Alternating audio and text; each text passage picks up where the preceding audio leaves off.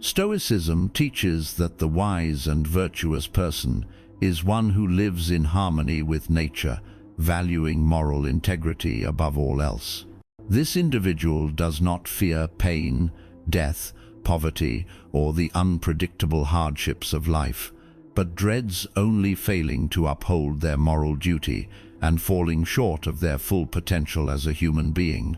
Among the key figures of Stoicism is the Roman emperor and philosopher Marcus Aurelius, best known for his reflections in Meditations.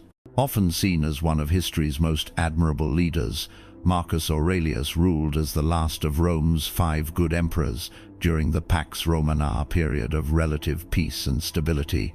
His death marked the end of this era. Despite holding the highest authority and enjoying unparalleled power, Marcus resisted the hedonistic lifestyle common among emperors of his time, who often indulged in wealth, pleasure, and extravagance without restraint.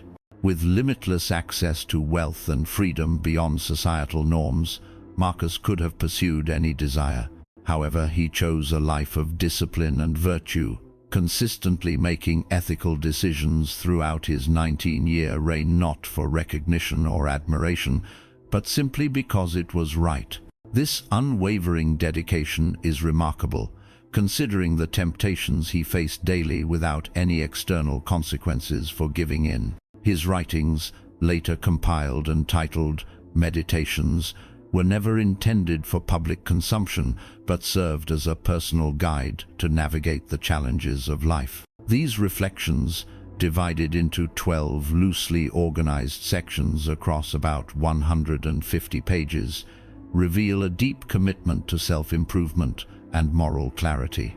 They offer timeless wisdom, showing that even when no one was watching, Marcus Aurelius remained guided by his principle. What makes Meditations unique is its raw honesty and introspection. Marcus did not write for an audience. He wrote for himself to remind, challenge, and guide his thoughts amidst the pressures of ruling an empire. His reflections reveal not only a philosophical mind grappling with abstract ideas, but also a man confronting the same daily struggles many face: frustration, temptation, and the pursuit of balance. Throughout the text, Marcus frequently emphasizes themes such as the impermanence of life, the importance of focusing only on what is within one's control, and the necessity of maintaining a rational mind. He reminds himself, and by extension, readers, that external events are indifferent to our happiness and that true peace comes from within. One of the central lessons found in Meditations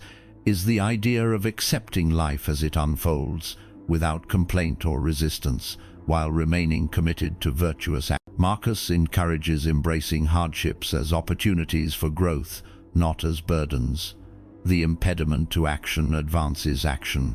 What stands in the way becomes the way, he famously wrote, illustrating Stoicism's focus on resilience and adaptability. Marcus's reflections continue to resonate because they offer practical wisdom for modern life. In a world filled with distractions, shifting values, and mounting stress, his reminder to focus on what truly matters, character, purpose, and integrity, feels more relevant than ever. His ability to maintain virtue and composure in the face of overwhelming challenges serves as a powerful example of living according to Stoic principles, proving that greatness lies not in power or fame, but in the quiet, daily practice of being a good person. Marcus Aurelius frequently reflected on death, embracing its inevitability as a central tenet of Stoic thought. He urged himself to view mortality not as something to fear, but as a natural conclusion to life, different from the setting sun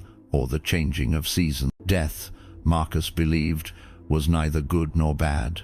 It simply was. A life well lived was not measured by its length, but by the virtue practiced throughout it. Do not fear death, he would remind himself, but instead fear never having truly lived.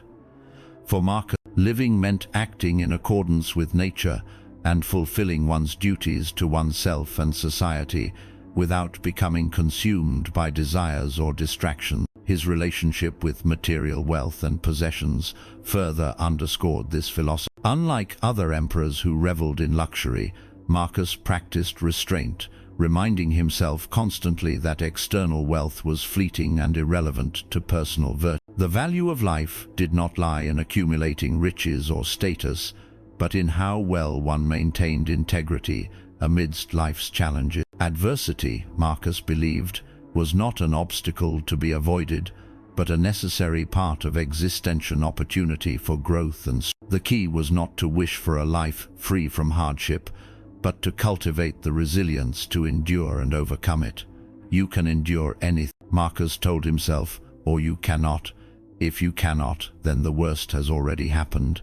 If you can, why despair? This mindset of enduring challenges with composure and using them as opportunities to demonstrate courage remains a cornerstone of Stoic philosophy. For Marcus Aurelius, life was less about controlling external events and more about mastering internal reactions. By aligning his actions with reason and virtue, he found purpose not in escaping life's trials but in rising above. Through these reflections, Marcus left behind a legacy of timeless wisdom guidance, not only for himself, but for anyone seeking strength and clarity in an unpredictable world. Marcus Aurelius continually reminded himself that death, like life itself, was a part of nature's design.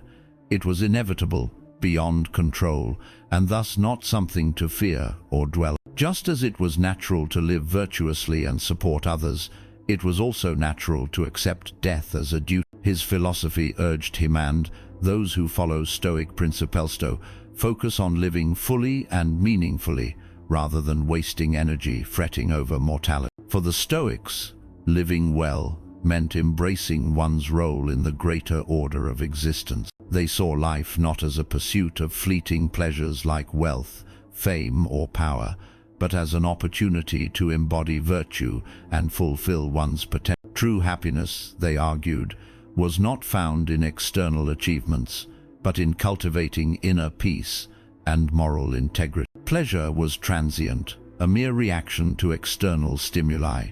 Happiness, by contrast, was enduring, a state of being rooted entirely within. It came from living according to reason and virtue, from striving to become the best version of oneself.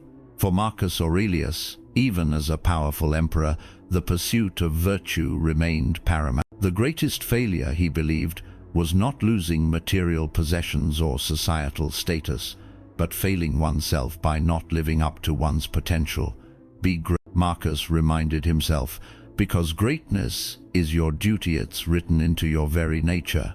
Stoicism, at its core, emphasized that a life aligned with this duty was a life well lived.